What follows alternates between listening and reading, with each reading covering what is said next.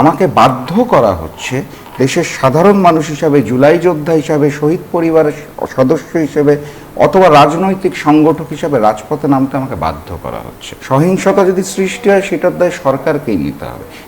রাষ্ট্রীয় ক্ষমতায় আমি যদি ভুল না করে থাকি তাহলে এই মুহূর্তে বিএনপি আছে, যেভাবেই জিতে আসুক, ম্যানেজ ভোটের মাধ্যমে হোক বা ইলেকশন ইঞ্জিনিয়ারিং হোক, তো দায় সরকারকে নিতে হবে। তারা যদি নির্বাচনে জিতে আসার পর সংস্কার পরিষদ গঠন করত, যেটা পরিকল্পনা ছিল, এবং মাননীয় স্পিকার যে বলে বসলো জিতার পর যে তখন যদি আমরা গণভোটে রাজি না হতাম তাহলে জাতীয় নির্বাচনটা হতো না, এই কারণে রাজি হয়েছিলাম।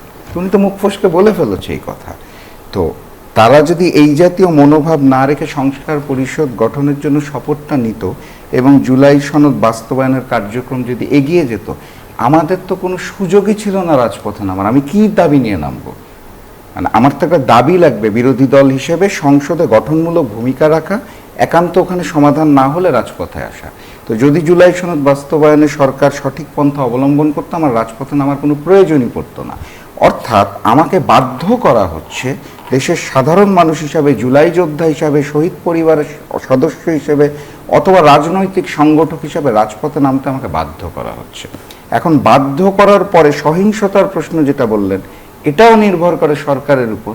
তারা কি ওই স্বৈরতন্ত্র ফ্যাসিজম কায়েম করে শেখ হাসিনার পুলিশের মতো, লাঠিয়াল বাহিনীর মতো গুলি করবে নাকি করবে না? যদি তারা গুলি করে তাহলে তো সহিংসতা হবেই। এখন দেখুন, আমি একজন রাজনৈতিক সংগঠক হিসেবে যদি সামনে আন্দোলন হয়, যদি রাজপথে নামতে হয়, যদি সহিংসতা সৃষ্টি হয়, আমার সর্বোচ্চ যোগ্যতা একটা লাঠি হাতে নেওয়ার, এর বেশি ক্ষমতা আমার নাই। আমার হাতে বন্দুকও নাই, পিস্তলও নাই, তাহলে সহিংসতাটা কে করবে? সহিংসতা যদি সৃষ্টি হয় সেটার দায় সরকারকেই নিতে হবে।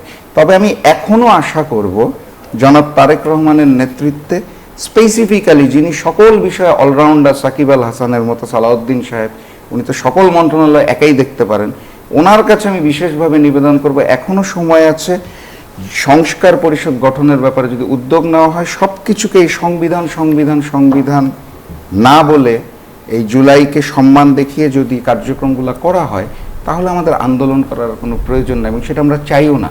সেটা যদি মূল উদ্দেশ্য থাকতো তাহলে আমি নিশ্চিত করে বলছি নির্বাচনের সাথে সাথে আমরা এই নির্বাচনকে বয়কট করে রাজপথে নামতে পারতাম। দেশে একটা জরুরি অবস্থা সৃষ্টি হতো, যেই কারণে আমরা কিন্তু ইলেকশন ইঞ্জিনিয়ারিং হওয়ার পরেও ভোটটাকে মেনে নিয়েছি।